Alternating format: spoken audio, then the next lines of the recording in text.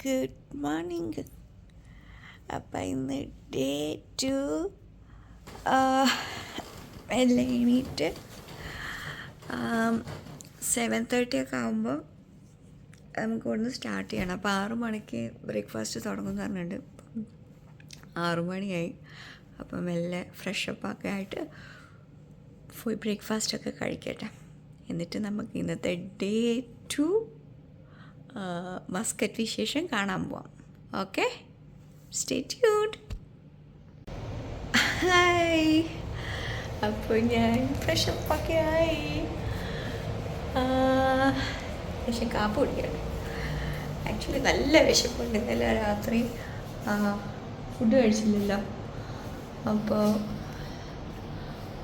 ലൈറ്റോടെ പോയി.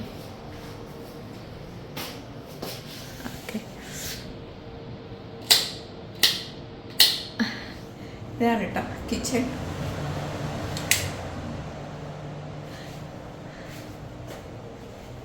ഒരു ഫ്രിഡ്ജും ഉണ്ട്. ഒന്നുമില്ല.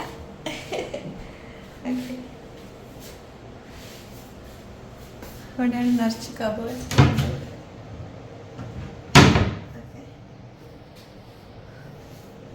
അപ്പം ഇനി ഇതാ കോഫി ഉണ്ടാക്കാനുള്ളത്. ഞാൻ കോഫി ഉണ്ടാക്കട്ടെ. ഇത് ആക്ച്വലി ഒരു അപ്പാർട്ട്മെൻറ്റ് ടൈപ്പാണ് കേട്ടോ. അപ്പോൾ ഇതിൻ്റെ നേരെ ഓപ്പോസിറ്റ് ഉണ്ടല്ലേ, ഇവിടേക്ക് ഒരു റൂമുണ്ട്. അപ്പോൾ ആൾക്കാർ കൂടുതലുണ്ടെങ്കിൽ ഈ റൂം ഉപയോഗിക്കാം.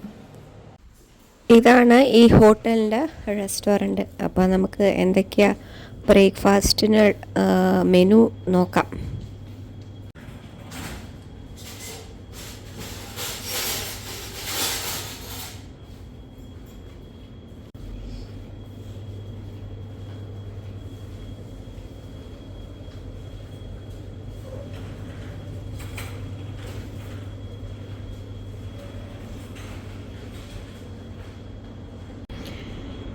അപ്പോൾ ഇതാണ് കേട്ടോ ഞാൻ എടുത്തുകൊണ്ട് വന്നത്. അധികം ആൾക്കാരൊന്നും വന്നിട്ടില്ല, കണ്ടില്ലേ, ഞാൻ മാത്രമേ ഉള്ളൂ. സോ സ്റ്റൂഡിയസ്. വിശപ്പിൻ്റെ വിളി കാരണം പേടിച്ച് പോകുന്ന. അപ്പോൾ കുറച്ച് സാധനങ്ങളുടെ സ്പൂണൊന്നും വെച്ചില്ല. അപ്പോൾ അത് വന്നിട്ട് വേണം അടുത്ത ഐറ്റം എടുക്കാൻ. ഇപ്പോൾ തൽക്കാലം ഇത് വെച്ചിട്ട് സ്റ്റാർട്ട് ചെയ്യട്ടെ. ഓക്കെ,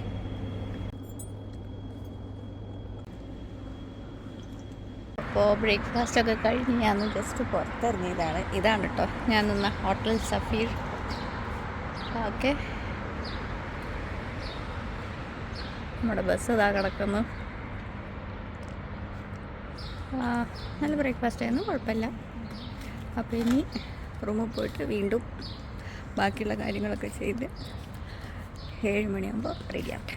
ഓക്കെ, ഈ ഷാൻലിയർ ആണ് നല്ല രസമുണ്ടല്ലേ, ഒരു പഴയ തുക്ലക്കിൻ്റെ കാലത്തിലൊക്കെ ഉള്ള, മുകളുടെ ഒക്കെ കാലത്തുള്ള ലൈറ്റ് മാതിരി അല്ലേ. ഈ ഹോട്ടലിൽ നിന്ന് പ്രൈവറ്റ് ടൂറ് ചെയ്യുന്നുണ്ട്.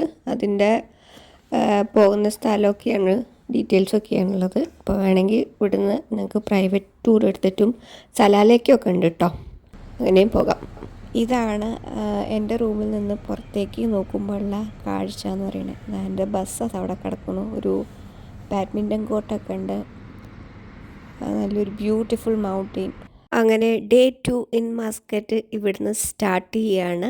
അപ്പോൾ once again welcome back to Sanchari Ameez Oman series. ഒമാൻ്റെ തലസ്ഥാനമായ ഈ മസ്കറ്റ് ഒരു beautiful mix of sea, mountain, fortress and modern city life എന്ന് പറയാം. ബാക്കിയുള്ള ഗൾഫ് ക്യാപിറ്റൽസിനെയൊക്കെ കമ്പയർ ചെയ്യുമ്പോൾ ഇവിടെ സ്കൈ സ്ക്രേപ്പേഴ്സൊന്നും അധികം കാണാൻ പറ്റില്ല. അതിനു പകരം ഗൾഫ് ഓഫ് ഒമാൻ്റെയും ആജർ മൗണ്ടെയ്ൻസിൻ്റെയും ഇടയിൽ ഇങ്ങനെ പരന്ന് കിടക്കുന്ന ബ്യൂട്ടിഫുൾ സീനിക് ലാൻഡ്സ്കേപ്പാണ് ഇവിടെ ഉള്ളത്. നമ്മളിപ്പോൾ ഈ പോയിക്കൊണ്ടിരിക്കുന്നത് അൽ അമീറത്ത് ഹിൽസിൽ കൂടെയാണ്. നിങ്ങൾ മസ്കറ്റ് ട്രാവൽ ചെയ്തിട്ട് ഒമാൻ്റെ ഡ്രമാറ്റിക് മൗണ്ടെയിൻ സീനറി കാണണമെങ്കിൽ ഈ വഴി കൂടെ വന്നാൽ മതി. അടിപൊളി ഫോട്ടോഗ്രഫി സ്പോട്ട്സും വ്യൂ പോയിൻ്റും ഒക്കെ ആയിട്ട് ഒക്കെ ഉള്ള ഒരു റൈഡായിരിക്കും ഇത്. ഭയങ്കര ബ്യൂട്ടിഫുൾ സ്റ്റണ്ണിങ് സൺസെറ്റ് സ്പോട്ട്സൊക്കെ നിങ്ങൾക്ക് ഇവിടെ ഇത് കൂടെ ട്രാവൽ ചെയ്യുമ്പോൾ കാണാൻ പറ്റും. ഉച്ച കഴിഞ്ഞാൽ കുന്നുകളൊക്കെ സ്വർണ്ണ നിറത്തിൽ തിളങ്ങും. ഇത് സൂര്യാസ്തമയം കാണാൻ അടുത്തുള്ള ഏറ്റവും നല്ല സ്ഥലങ്ങളിൽ ഒന്നാക്കി മാറ്റും. രാത്രിയായിരിക്കും മുകളിൽ നിന്ന് താഴേക്കുള്ള ഭംഗി കാണാൻ ഏറ്റവും രസം. ഭയങ്കര രസമായിരിക്കും. പ്രത്യേകിച്ച് ആ മസ്കറ്റ് ഇപ്പം നമ്മൾ ബോർഡ് കണ്ടില്ലേ, അതൊക്കെ കാണുമ്പോൾ അപാര ദൃശ്യഭംഗിയായിരിക്കും രാത്രി എസ്പെഷ്യലി. നിങ്ങളിൽ എത്ര പേർക്ക് തോന്നിയിട്ടുണ്ടെന്ന് എനിക്കറിയില്ല, പ്രത്യേകിച്ച് ഗൾഫിലൊക്കെ വന്നവർ. ഗൾഫ് പൊതുവേ ഈ രാജ്യങ്ങളിലൊക്കെ രാത്രി കാണാനാണ് ഭംഗി, ലൈറ്റ്സൊക്കെ ഇട്ടിട്ട് രാവിലത്തേക്കാളും കൂടുതലും. എനിക്കങ്ങനെയാണ് കേട്ടോ തോന്നിയിട്ടുള്ളത്.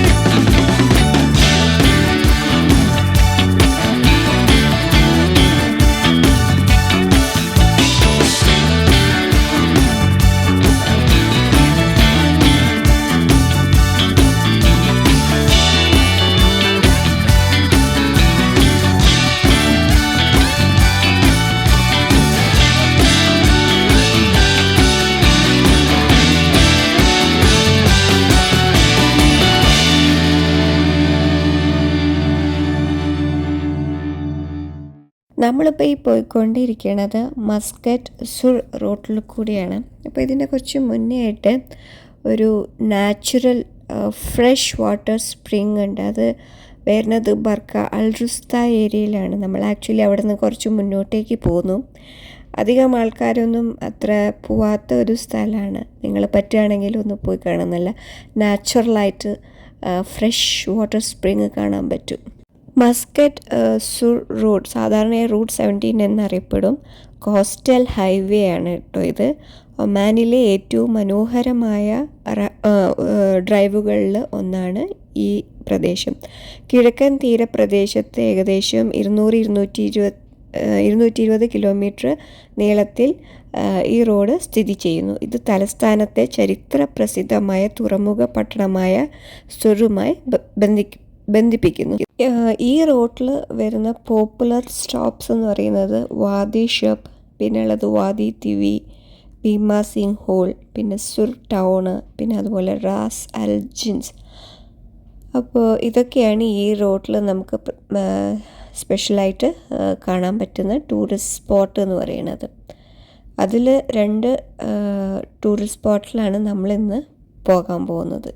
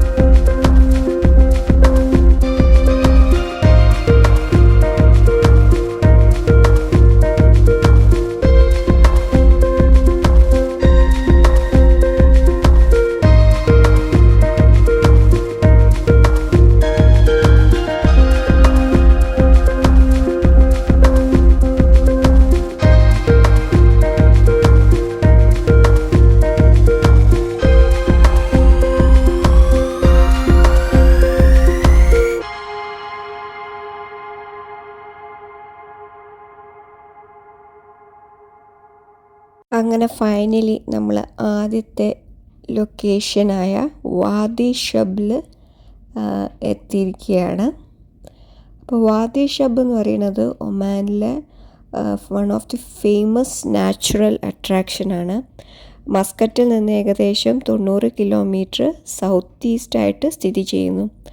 ഇതെന്ന് പറയുന്ന ടർക്കോയ്സ് പൂൾസ്, വാട്ടർഫാൾസ്, അതുപോലെ തന്നെ ഡ്രമാറ്റിക് കാനിയോൺ ലാൻഡ്സ്കേപ്പൊക്കെ ഇവിടെ നിങ്ങൾക്ക് വന്ന് കാണാൻ പറ്റും.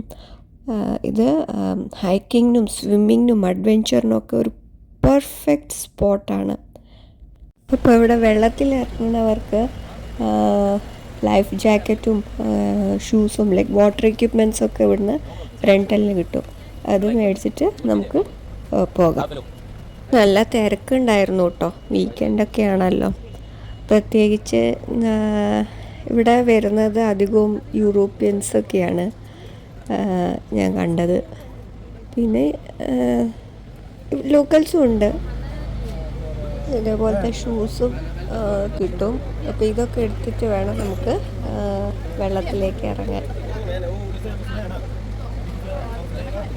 ഇതാണ് കേട്ടോ പാർക്കിംഗ് ലോട്ട്. അത്യാവശ്യം വണ്ടികൾക്കൊക്കെ പാർക്ക് ചെയ്യാനുള്ള സ്ഥലമൊക്കെ ഉണ്ട്. പിന്നെ നമ്മൾ വന്നപ്പോഴേക്കും തിരക്കൊക്കെ ഉണ്ടായിരുന്നു അത്യാവശ്യം. അപ്പോൾ ഇനി ഇവിടുന്ന് നമുക്ക് ഒരു ബോട്ട് എടുത്തിട്ട് വേണം പോകാൻ.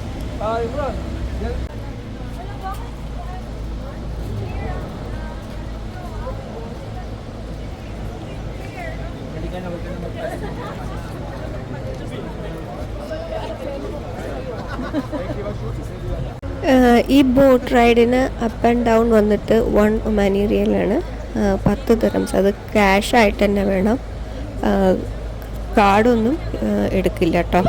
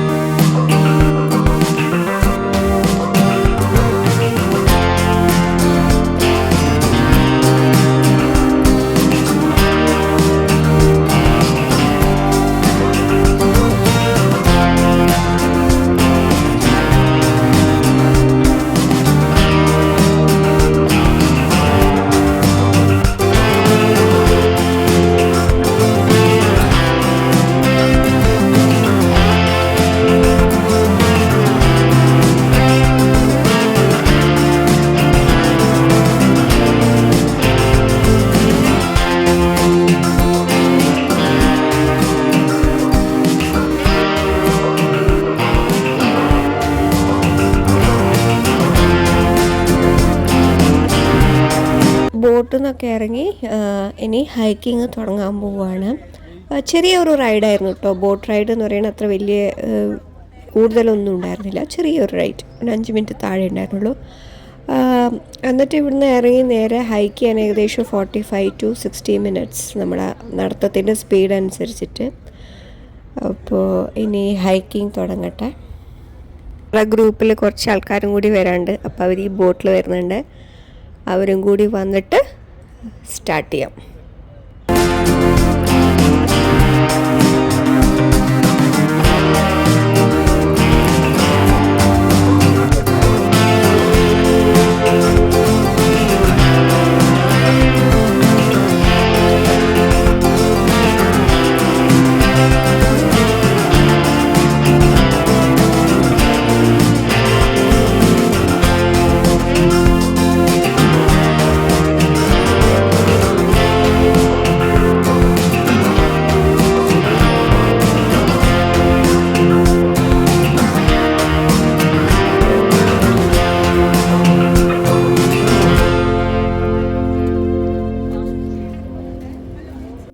പോകുന്ന വഴി ഇതാ ഇദ്ദേഹത്തിനെയൊക്കെ കണ്ടു. നല്ല ഫുഡ് അടിയായിരുന്നു. ആരെയും ശ്രദ്ധിക്കാനൊന്നും നമുക്ക് ടൈമില്ല, ബിസി. ഇത് കൂടെ നടക്കാൻ നല്ല രസമുണ്ട് കേട്ടോ.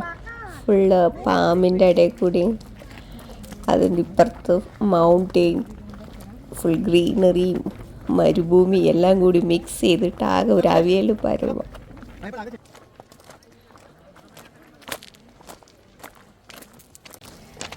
നല്ല അടിപൊളി സ്ഥലം. മാസ്കറ്റിൽ വരികയാണെങ്കിൽ ഇവിടെ എന്തായാലും വരണം. പ്രത്യേകിച്ച് രാവിലത്തേക്ക് ഒരു വൈബ് തന്നെ സൂപ്പർ. ഇപ്പോൾ കുറച്ച് ചൂട് തുടങ്ങിയിട്ടുണ്ട്. ഒന്ന് ദുബായിനെക്കാളും ടെമ്പറേച്ചർ കുറച്ച് കൂടുതലാണെന്ന് തോന്നുന്നു. എന്നുവെച്ചാൽ ദുബായിൽ തണുപ്പ് ഇവിടെ എനിക്ക് ഫീൽ ചെയ്യുന്നില്ല, അവിടെ കുറച്ചും കൂടി തണുപ്പായിട്ട് എനിക്ക് തോന്നിയത്. അപ്പോൾ വരികയാണെങ്കിൽ നിങ്ങൾ തീർച്ചയായിട്ടും എക്സ്പ്ലോർ ചെയ്യാം.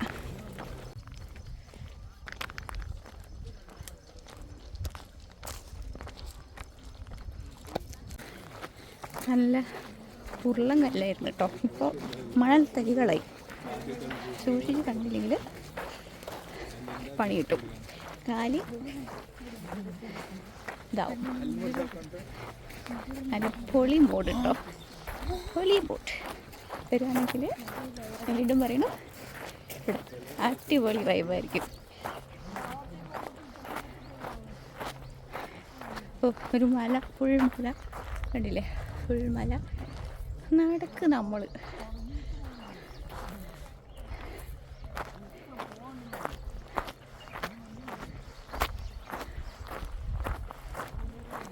എൻ്റെ മോത അവിടെ ആരാ കൊണ്ട് ടാങ്കെല്ലാം വെച്ചതാണ്. വേണ്ട ടാങ്ക്.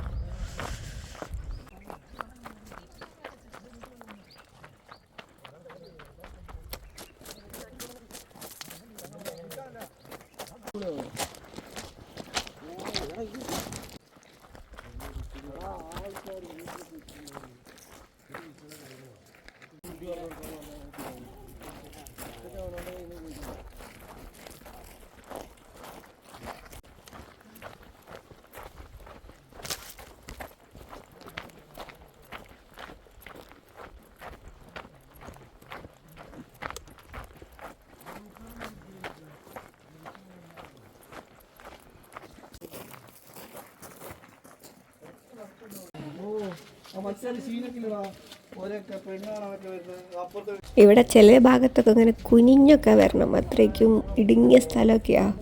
ഒന്ന് ശ്രദ്ധിച്ച് നടന്നിട്ടില്ലെങ്കിൽ നേരെ താഴെ വെള്ളത്തിൽ ചെന്ന് പതിക്കും.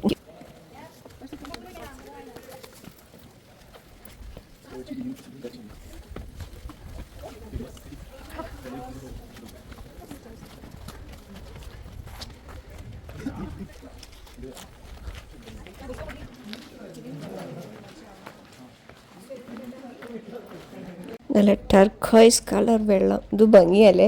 ഓഫ്, അങ്ങനെ ഫൈനലി നമ്മൾ ലൊക്കേഷനിൽ എത്തിയിട്ടോ. ആൾക്കാർ ഒരുവിധം കുറേ പേര് ഇറങ്ങിയിട്ടുണ്ട് വെള്ളത്തിൽ. ഞാൻ പക്ഷേ ഇറങ്ങുന്നില്ല.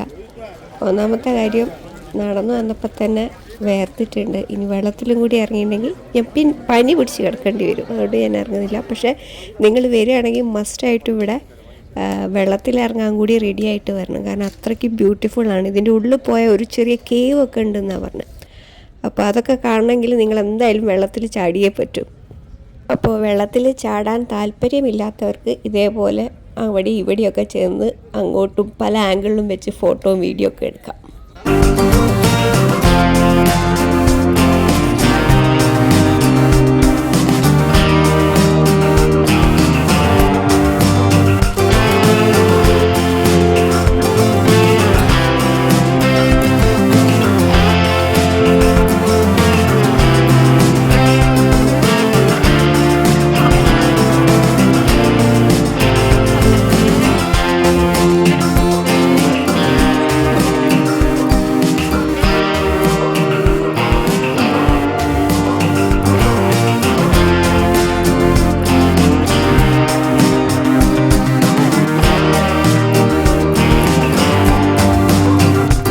എല്ലാവരുടെയും ഹൈക്കിങ്ങും സ്വിമ്മിങ്ങും എല്ലാം കഴിഞ്ഞ് അഡ്വെഞ്ചർ റൈഡൊക്കെ കഴിഞ്ഞ് ഇനി മെല്ലെ ഫുഡ് കഴിക്കാൻ പോകണം.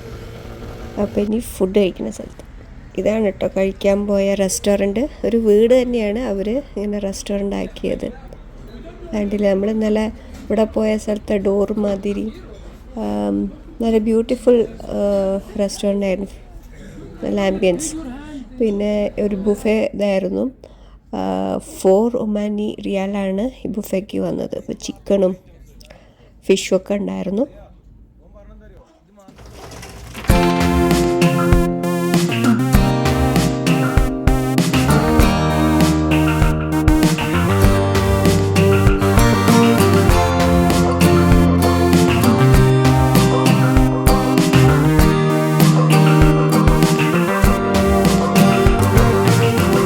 അങ്ങനെ ഫുഡൊക്കെ കഴിഞ്ഞു. ഇനി നെക്സ്റ്റ് ലൊക്കേഷൻ വിശേഷമായിട്ട് അടുത്ത വീഡിയോയിൽ കാണാം. അതുവരെ stay tune and stay happy. Bye bye.